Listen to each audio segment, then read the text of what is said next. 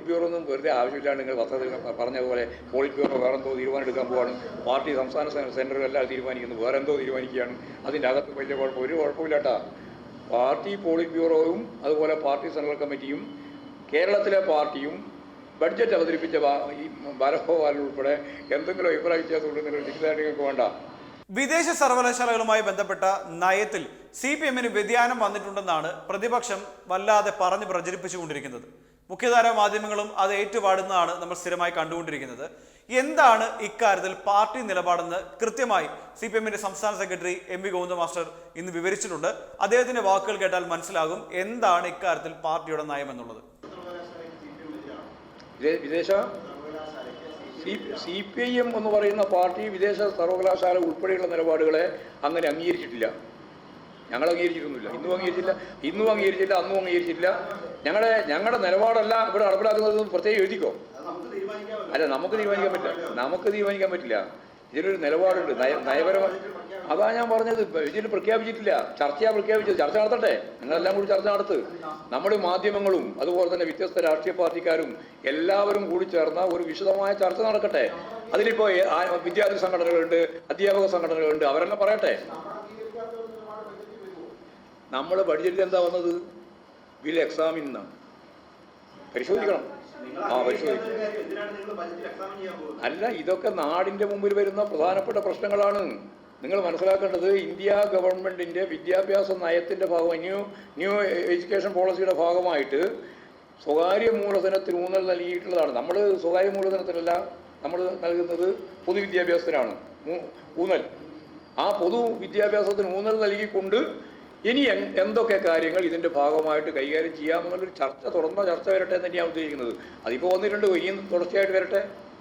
ഇപ്പം ഞങ്ങളിപ്പോൾ സ്വകാര്യ സർവകലാശാലയ്ക്ക് ഇപ്പോൾ തന്നെ നാളെ തന്നെ അംഗീകാരം കൊടുക്കാനുള്ള നിലപാടൊന്നും സ്വീകരിക്കും.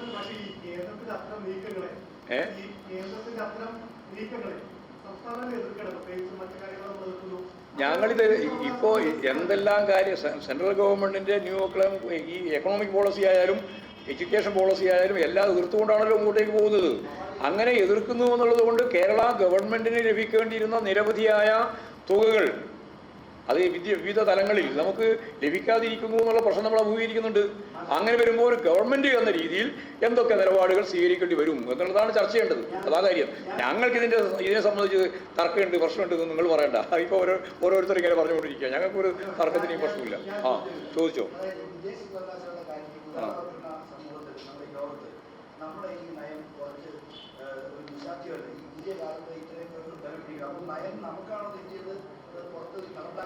ഞങ്ങൾക്ക് ഒരു നയവും തെറ്റിയിട്ടില്ല. ഗവൺമെൻറ് സംവിധാനം വേണ്ട, എല്ലാം സ്വകാര്യവൽക്കരിക്കണം എന്നതാണല്ലോ ആഗോളവൽക്കരണം. ഞങ്ങളുടെ നയം എന്താ? വളരെ ലളിതമാണ് നയം.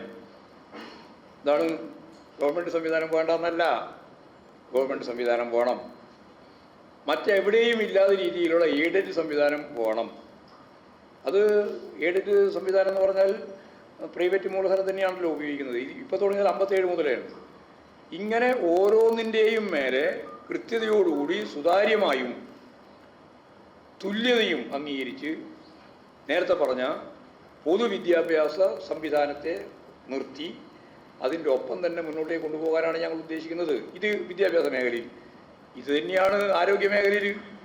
ആഗോളവൽക്കരണത്തിൽ അമേരിക്ക പ്രശ്നം എന്തായിരുന്നു? അമേരിക്കയുടെ പ്രശ്നം കോവിഡ് വന്നപ്പോൾ ഗവൺമെൻറ് സംവിധാനം വേണ്ട. എന്തിനാണ് ഗവൺമെൻറ് ഡോക്ടർ, എന്തിനാണ് ഗവൺമെൻറ് ആശുപത്രി? എല്ലാം സ്വകാര്യ. നിങ്ങൾ ഇൻഷുറൻസ് എടുത്തോ, പ്രീമിയം അടക്ക്, ആജീവനാന്തം നിങ്ങൾക്ക് ചികിത്സയായി. അങ്ങനെ വന്നപ്പോഴാണ് കോവിഡ് വന്നപ്പോൾ ലക്ഷക്കണക്കിന് ആളുകൾ മരിച്ചത് അമേരിക്കയിൽ. ഏറ്റവും കൂടുതൽ ആളുകൾ മരിച്ചത് അവിടെയാണ്. കാരണം സ്വകാര്യമായിട്ട് ചികിത്സിക്കാനുള്ള സംവിധാനം എവിടെയാണ് ഏൽപ്പിക്കാൻ സാധിക്കുക? ലക്ഷക്കണക്കിന് ആൾക്ക് രോഗം പിടിപെട്ടാൽ കേരളമാണ് അതിന് മാതൃകയായിട്ട് അവർ തന്നെ കണ്ടത്. അമേരിക്ക തന്നെ കണ്ടത്. ഒരു രാജ്യമായിട്ടാണ് കേരളത്തെ അവർ അവതരിപ്പിച്ചത്.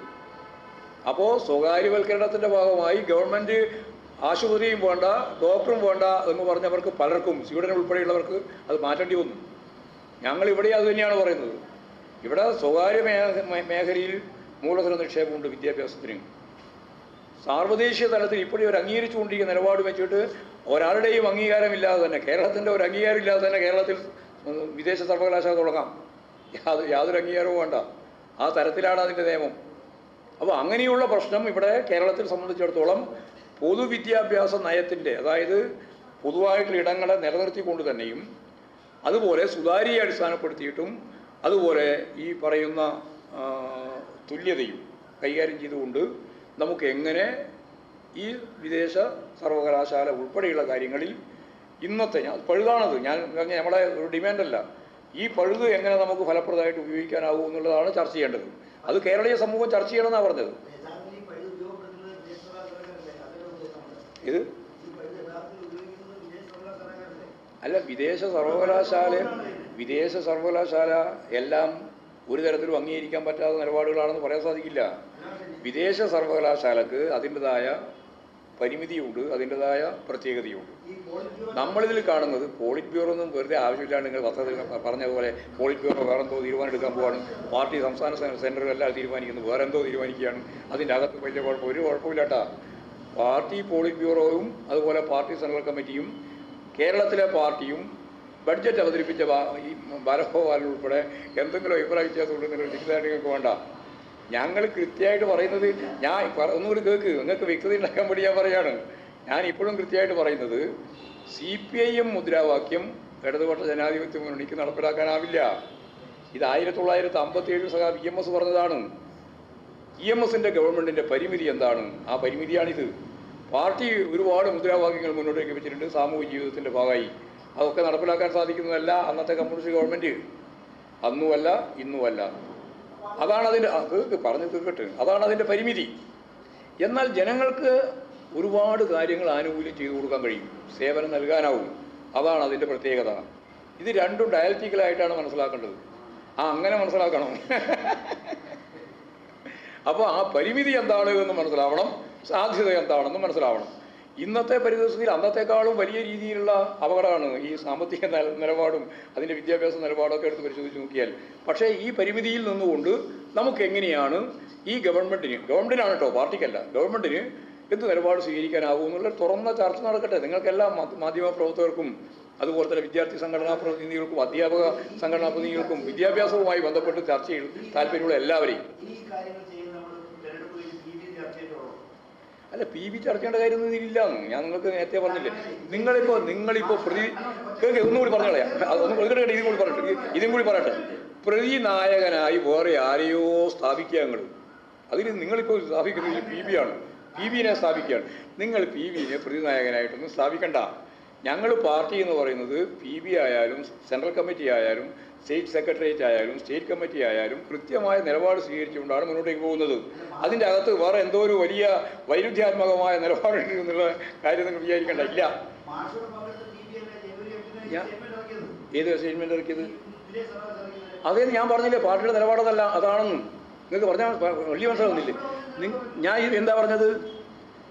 പാർട്ടിയും ഗവൺമെൻറ് ഒന്നല്ലാന്നല്ലേ പറഞ്ഞു. നിങ്ങൾക്ക് എന്താ മനസ്സിലാവാതെ പറഞ്ഞാൽ? എത്രയോ 2 പ്രാവശ്യമായി ഞാൻ പറയാൻ തുടങ്ങിയിട്ട്. 2 പ്രാവശ്യം നിങ്ങളോട് തന്നെ ഞാൻ പറഞ്ഞു, ഗവൺമെൻറ്റും കേക്ക് ഇനിയിപ്പോൾ മനസ്സിലായല്ലോ, ഗവൺമെൻറ്റും അതുപോലെ പാർട്ടിയും ഒന്നല്ല. ഗവൺമെൻറ്റിന് പാർട്ടി നിലപാടുകൾ മുഴുവൻ നടപ്പിലാക്കാനാവില്ല. അത് 57 തന്നെ സാധിച്ചിട്ടില്ല എന്ന് EMS പറഞ്ഞത് വെച്ചിട്ട് ഞാൻ പറഞ്ഞു അതാണ് പരിമിതി. അതുകൊണ്ട് PBയെ സംബന്ധിച്ച് കൂട്ടുപിടിക്കൊന്നും വേണ്ട, നിങ്ങൾക്ക് മനസ്സിലാവാത്തതുകൊണ്ട്. ഈ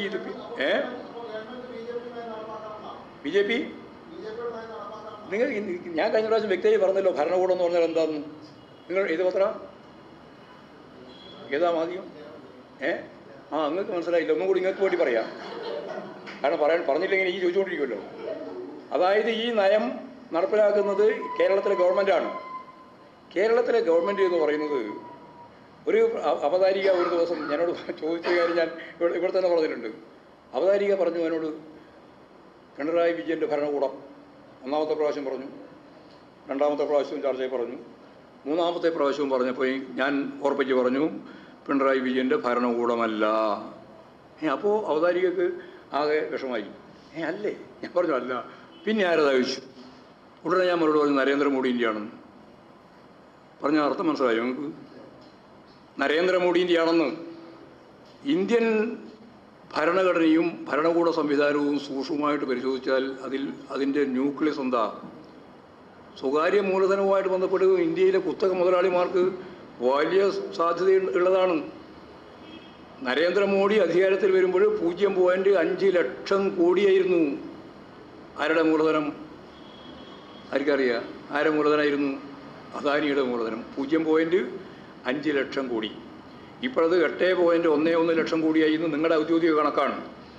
അതിൻ്റെ അർത്ഥം ഒരു ദിവസം 1600 കോടി ഉറുപ്പിക അറ്റാദായം കിട്ടുന്ന ഇന്ത്യയിലെ ഏറ്റവും വലിയ മുതലാളിയാണ് അദാനി. അതാ നിങ്ങളുടെ നിലപാട്. അതാണ് വർഗപരമായ കാഴ്ചപ്പാട്. തുല്യത എന്നല്ല നിങ്ങൾ പറയും. ഞാൻ ജനായതുകൊണ്ട് പറയാം. തുല്യത എന്ന് പറഞ്ഞാൽ കുഞ്ഞിരാമനും മുസ്തഫക്കും ജോസഫിനും അദാനിക്കും നല്ല തുല്യതയാണ്. 1600 ക്ലാസ് കൊണ്ടിട്ടില്ല. അതാണ് 1600 കോടി ഒരു ദിവസം. ആ വർഗ താല്പര്യം സംരക്ഷിക്കുന്ന ഇന്ത്യൻ ഭരണകൂടത്തിൻ്റെ ഭാഗമാണ് കേക്ക് പിന്നെ വെറുതെ എനിക്ക് ചോദിച്ചുകൊണ്ടിരിക്കേണ്ട. അതിൻ്റെ ഭാഗമാണ് കേരളം. അപ്പോൾ കേരളം എന്ന് പറഞ്ഞാൽ വേറെ എന്തോ ഒരു റിപ്പബ്ലിക്കാണ്, ഒരു സോഷ്യലിസ്റ്റ് ഗവൺമെൻറ്റാണ്, അല്ലെങ്കിൽ ഒരു കമ്മ്യൂണിസ്റ്റ് ഗവൺമെൻറ്റാണ് എന്ന് തിരിധാരണ വേണ്ട. നരേന്ദ്രമോദിയുടെ കുത്തക മുതലാളിത്വത്തിൻ്റെയും ഇന്ത്യയിലെ ഏറ്റവും വലിയ ഭൂപ്രഭുത്വത്തിൻ്റെയും സാമ്രാജ്യത്വ ഫിനാൻസ് മൂലധനത്തിൻ്റെയും താല്പര്യം സംരക്ഷിക്കുന്ന ഒരു ഭരണകൂട സംവിധാനത്തിൻ്റെ ഭാഗമാണ് കേരളം. അതാണ് അമർത്യാസൻ പറഞ്ഞത്. അതും കൂടി കേട്ടോ. അതുകൊണ്ടാണ് അമർത്യാസൻ പറഞ്ഞത് ഇങ്ങനെയുള്ള ഒരു രാജ്യത്ത് എങ്ങനെ കേരള വികസന മാതൃക, കേരള മോഡൽ എന്ത് എന്ന് ലോകം പഠിക്കണമെന്ന് അമർത്യാസൻ പറഞ്ഞത് ഈ പ്രത്യേകത കൊണ്ടാണ്. അതുകൊണ്ട് തെറ്റിദ്ധാരണ വേണ്ട. ഈ ഗവൺമെൻറ് CPIMൻ്റെ ഭരണകൂട സംവിധാനത്തിൻ്റെ ഭാഗമാണ്, അല്ലെ പിണറായി വിജയൻ്റെ ഭരണകൂട സംവിധാനത്തിൻ്റെ ഭാഗമാണെന്ന് തെറ്റിദ്ധാരണ വേണ്ട. ഭരണകൂടത്തിലെ 4-1 മാത്രമാണ് ലെജിസ്ലേച്ചർ. അത് ഞാൻ ഇവിടെ തന്നെ പറഞ്ഞതാണ്. Executive, judiciary, legislature, fourth estate. 3 പ്രാവശ്യം പറഞ്ഞു. അങ്ങനെ 4ാമത്തത് നിങ്ങളെല്ലാം കൂടി ചേർന്നതാണ് ഫോർത്ത് എസ്റ്റേറ്റ്. അതിൽ മാറ്റം വരുന്നത് ലെജിസ്ലേച്ചറിൽ മാത്രമാണ്. ലെജിസ്ലേച്ചറിൽ മാറ്റം വന്നാൽ മൗലികമായ മാറ്റം ഉണ്ടാവില്ല എന്ന് ജനവും പഠിക്കുന്നതല്ല.